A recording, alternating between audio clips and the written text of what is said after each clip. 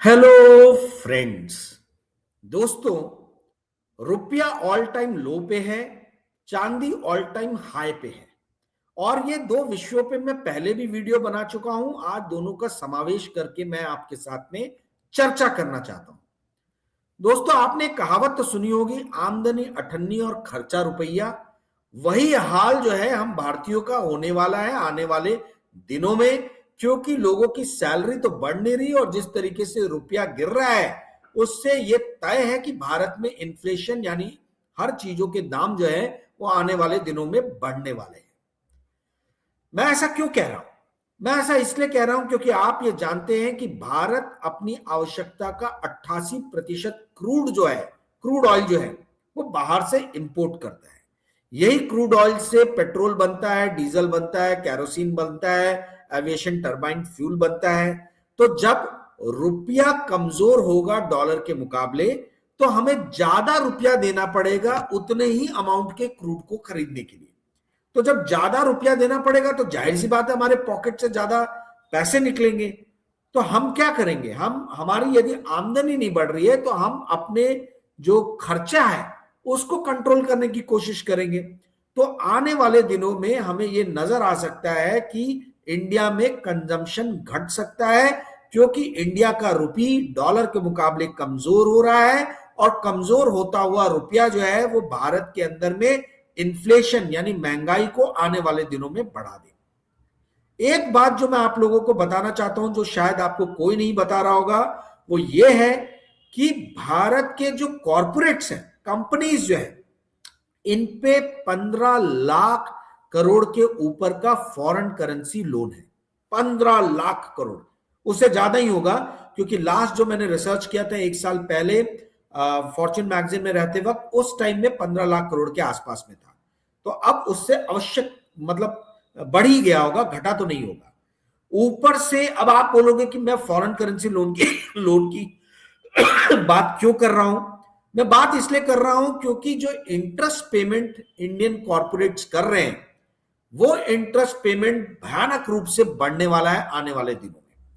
दोस्तों, जैसा कि आप जानते हैं कि किसी भी स्टॉक प्राइस को उस जो चीज सबसे ज्यादा इफेक्ट करती है वो होता है उसका प्रॉफिट, क्योंकि प्रॉफिट पर शेयर ही देखा जाता है, जिसको अर्निंग पर शेयर कहा जाता है।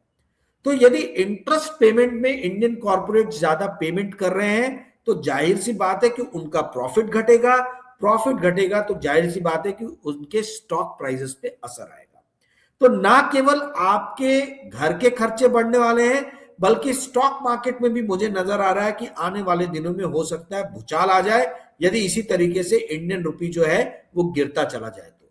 और प्रॉब्लम यह है कि इंडियन रुपी सिर्फ डॉलर के मुकाबले नहीं गिर रहा है, इंडियन रुपी जो है वो यूरो के मुकाबले भी गिर रहा है। साल जब शुरू हुआ था तब 88 रुपए का एक यूरो था, आज 105 106 पहुंच गया है। साल जब शुरू हुआ था तब 105 रुपए का पाउंड स्टर्लिंग था, जो अब 121 122 रुपए हो गया है। इसी तरीके से स्विस फ्रैंक के अगेंस्ट में भी इंडियन रुपी जो है वो जम के गिरा है। तो कहने का अर्थ है कि डॉलर के मुकाबले इंडियन रुपी 7-8% गिरा है, पाउंड स्टर्लिंग के मुकाबले इंडियन रुपी 20% के आसपास गिरा है, यूरो के मुकाबले इंडियन रुपी 10 से 12% गिरा है। तो इंडियन रुपी तो जितने भी मेजर करेंसीज हैं उन सब के खिलाफ गिर रहा है। और मजे की बात यह है कि ये ऐसे वक्त में गिर रहा है जब हमारे देश की सरकार हमको ये बता रही है कि भारत में महंगाई यानी इन्फ्लेशन बहुत कम है। अक्टूबर का जो डाटा आया था उसके हिसाब से भारत का सीपीआई नंबर जो था वो सिर्फ 0.25% था और जीडीपी ग्रोथ जो था वो 7% के ऊपर था। तो दोस्तों, ऐसे इकोनॉमिक कंडीशन को जहां महंगाई कम हो और इकोनॉमिक ग्रोथ जीडीपी ग्रोथ बहुत ज्यादा हो, इस कंडीशन को बोला जाता है गोल्डी लॉक इकोनॉमी। और ये बेस्ट सिचुएशन रहता है किसी भी राष्ट्र के लिए। तो जब देश का सबसे अच्छा समय चल रहा है उस टाइम में भारत की करेंसी सबसे बुरी स्थिति से क्यों गुजर रही है, यह अपने आप में एक सवाल है और इस सवाल को कोई नहीं पूछ रहा है। दूसरा सवाल जो इसी से जुड़ा है, जो मुझे मालूम है कि सरकार के लोग जो है वो यही जवाब देंगे कि भारत का रुपया इसलिए गिर रहा है क्योंकि विदेशी निवेशक जो है भारत छोड़ छोड़ के भाग रहे हैं। तो फिर दूसरा सवाल यह बनता है कि विदेशी निवेशक क्यों छोड़ के भाग रहे हैं भाई भारत को? जब वर्ल्ड की जितनी भी मेजर डेवलप्ड इकोनॉमीज है, चाहे आप अमेरिका देख लीजिए, वहां पे 2% के आसपास ग्रोथ है। चाइना जो विश्व की दूसरी सबसे बड़ी इकोनॉमी है, वहां 5-5.5% से इकोनॉमिक ग्रोथ हो रहा है। यूरो एरिया जिसमें जर्मनी, फ्रांस, इटली ये सब आते हैं, वो सब 2% यानी 2% से भी कम में उसका ग्रोथ हो रहा है। ब्रिटेन में 2% के आसपास ग्रोथ हो रहा है। जापान में 1% से नीचे का ग्रोथ हो रहा है। तो विश्व की जब जितनी मेजर इकोनॉमीज है, सब में भारत से कम विकास दर देखी जा रही है, तो विदेशी निवेशक फिर भारत को छोड़ छोड़ के क्यों भाग रहे हैं, ये दूसरा सवाल बनता है।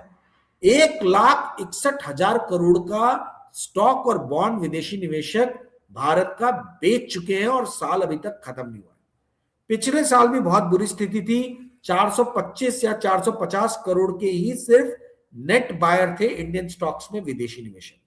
तो विदेशी निवेशकों ने इस बार भारी मात्रा में इंडियन स्टॉक्स को बेचा है। अकेले जनवरी 2025 के महीने में 78,000 करोड़ के स्टॉक्स जो है वो विदेशी निवेशकों ने बेचे। तो दोस्तों, जब विदेशी निवेशक जिनके पास में इंस्टीट्यूशनल इंफॉर्मेशन है, जो आपसे मुझसे रिटेल इन्वेस्टर से ज्यादा जानते हैं, यदि ये छोड़ के जा रहे हैं, तो जाहिर सी बात है कोई ना कोई रीजन तो जरूर होगा।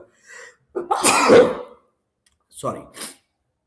तो जाहिर सी बात है कि कोई ना कोई बड़ा रीजन होगा जो मुझे और आपको जो है वो नहीं मालूम है, जो मीडिया हमें बता नहीं रही है, जो सरकार हमसे छुपा रही है।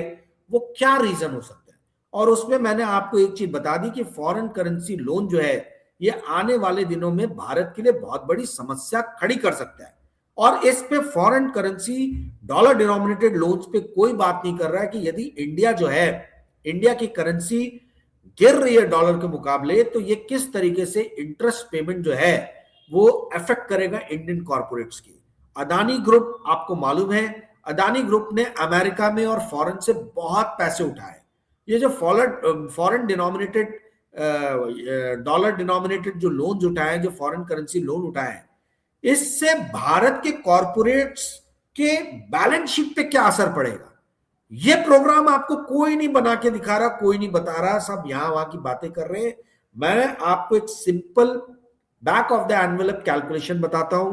यदि इंडिया का रुपया 7% गिर गया डॉलर के मुकाबले और डॉलर डिनोमिनेटेड लोन मान लीजिए 15 लाख करोड़ का है, तो आप सीधा सीधा मोटा मोटा समझिए, यदि हेजिंग नहीं किया है तो 7% से आपका इंटरेस्ट रेट बढ़ जाएगा।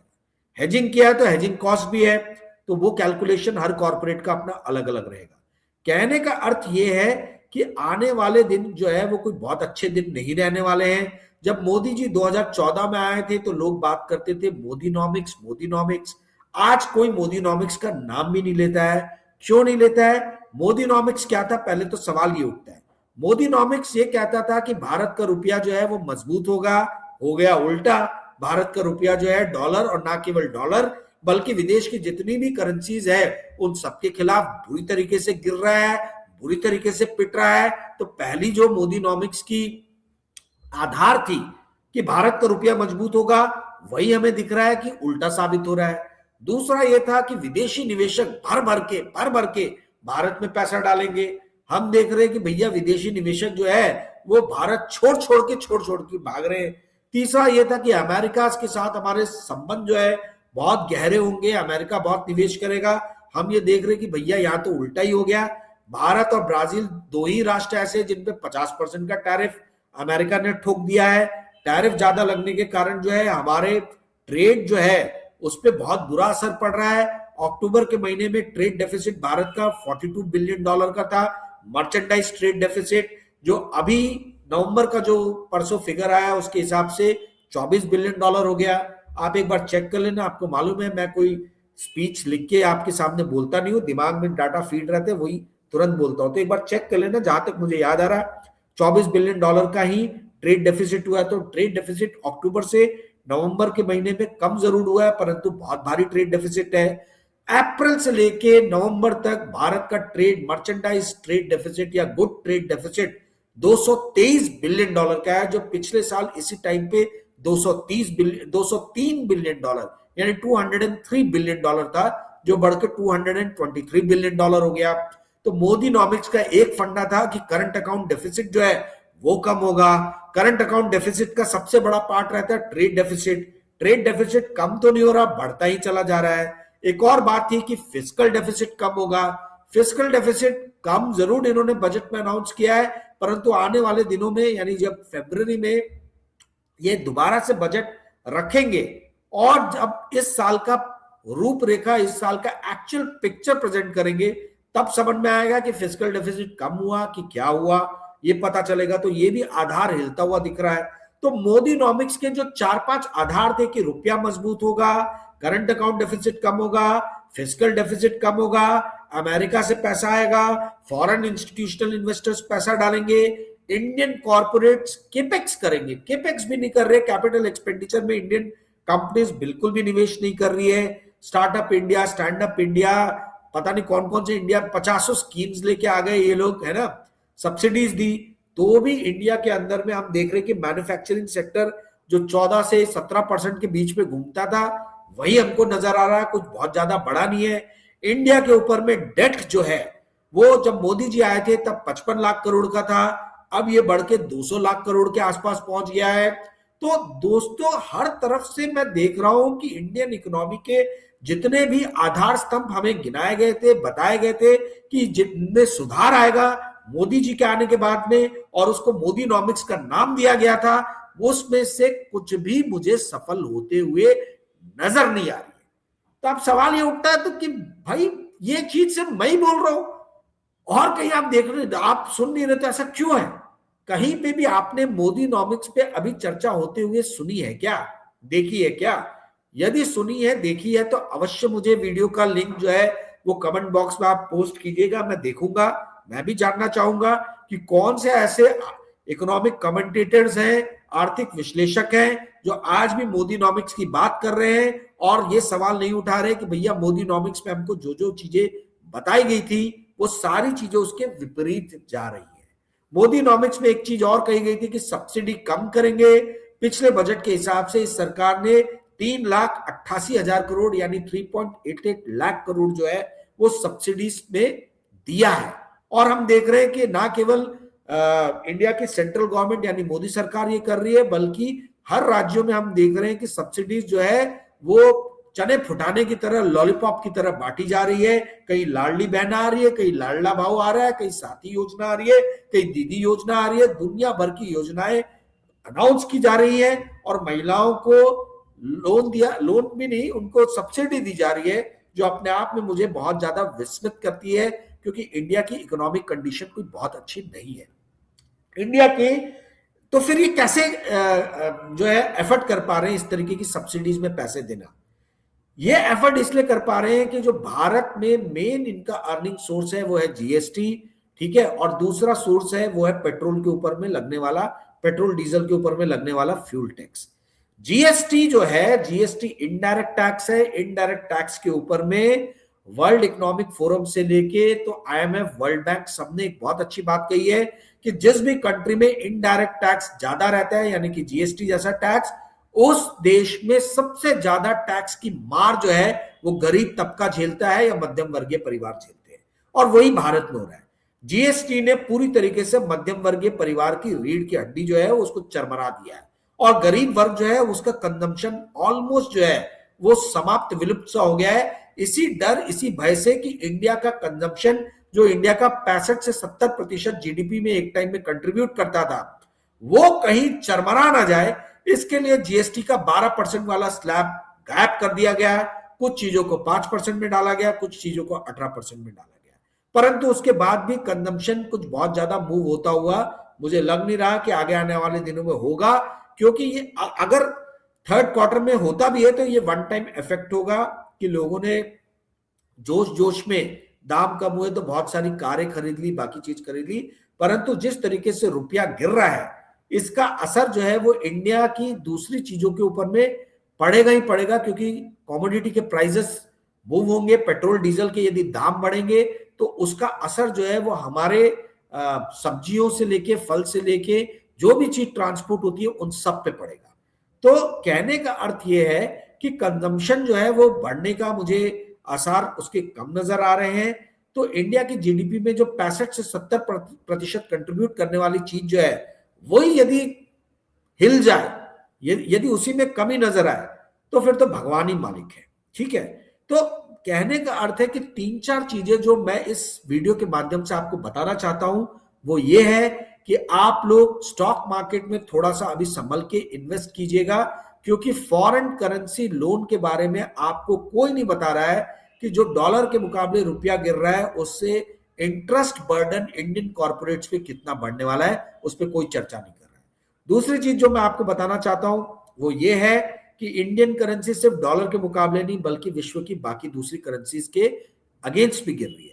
तीसरी बात जो मैं आपको बताना चाह रहा हूं वो ये है कि फॉरेन इंस्टीट्यूशनल इन्वेस्टर्स जो है वो इंडिया को छोड़ छोड़ के भाग रहे हैं। इसका अर्थ है कि उनको कुछ ऐसी जानकारियां हैं जो हमारे आपके पास में नहीं है, तो ये यदि छोड़ रहे हैं तो हम लोग जो है आंख बंद करके कैसे मार्केट में निवेश कर सकते हैं। चौथी चीज जो मैं आपको बताना चाह रहा हूं वो ये बताना चाह रहा हूं कि इन्फ्लेशन का डाटा सरकार बहुत कम बता रही है और जीडीपी ग्रोथ का डाटा बहुत ज्यादा बता रही है, जो गोल्डीलॉक इकोनॉमी के कंडीशन को शो करता है। परंतु ये कंडीशन होने के बाद भी भारत का रुपया जो है वो तो कुछ और ही आर्थिक दास्तान बयां कर रहा है, तो वो आर्थिक दास्तान जो है वो कोई बहुत ज्यादा स्ट्रांग नहीं है भारत के लिए। पांचवी चीज जो मैं आपको बताना चाह रहा हूं वो ये है कि भले ही अभी इन्फ्लेशन कम आपको नजर आ रहा है सरकारी आंकड़ों में, बट आने वाले दिनों में इन्फ्लेशन बढ़ सकता है, क्योंकि भारत जो है वो क्रूड 88% अपने कंजम्पशन का जो है बाहर से इंपोर्ट करता है। तो आपको बहुत संभल के खर्चा करना है, सेविंग पे ज्यादा ध्यान देना है। यही कारण है कि इंडिया मतलब 2 दशक में इंडियन सेविंग, हाउस होल्ड की सेविंग जो है अपने लोएस्ट स्तर पे है। ये भी बात आपको कोई नहीं बता रहा। आप एक चीज को समझिए, आप थोड़ा घर से बाहर निकलिए, आप देखिए कि आपको मॉल खाली नजर आएंगे, सिनेमा हॉल खाली नजर आएंगे, क्रेडिट कार्ड लोन बढ़ता हुआ नजर आएगा, गोल्ड लोन बढ़ता हुआ नजर आएगा, लोन पे डिफॉल्ट्स बढ़ता हुआ नजर आएगा, रुपया गिरता हुआ नजर आएगा। ये सारी चीजें जो है ये बड़ा पोटेंट मिक्स है, ये बहुत ही टॉक्सिक कॉम्बिनेशन है। ये सारी चीजों को ध्यान में रख के ही आप निवेश करने के लिए सोचिएगा दोस्तों। इंडियन म्यूचुअल फंड इंडस्ट्री का एयूएम 80 लाख करोड़ क्रॉस कर गया है। 21 करोड़ से ज्यादा इस देश में डीमैट अकाउंट हो गए हैं। तो जो स्टॉक मार्केट का फुग्गा, जो बबल जो अभी हमें दिख रहा है वो सिर्फ और सिर्फ आपके और मेरे यानी रिटेल इन्वेस्टर्स के तर्ज पे ही दिख रहा है। हमको राइट पिक्चर नहीं दिखाई जा रही है, हमको रोजी पिक्चर दिखाई जा रही है। इस रोजी पिक्चर के पीछे की जो कहानी है इसको समझने का प्रयास कीजिए दोस्तों। मैं 28 दिसंबर को एक पेड वीडियो लेके आ रहा हूं जिसमें मैं 2026 के इन्वेस्टमेंट आउटलुक जो मेरा है, मैं किन सेक्टर्स में निवेश करूंगा, कहां निवेश करूंगा, इसके बारे में मैं बताने वाला हूं। यदि आप देखना चाहते हैं उस पेड वीडियो को तो आप मुझे 9860317209 पे व्हाट्सएप कर सकते हैं। पेड वीडियो की फीस है 500 रुपए। दोस्तों आज का वीडियो यदि आपको पसंद आया होगा तो कृपया करके इस वीडियो को लाइक और शेयर कीजिएगा और अपने दोस्तों को इस चैनल को सब्सक्राइब करने के लिए कहिएगा। Thank you friends, good night, bye.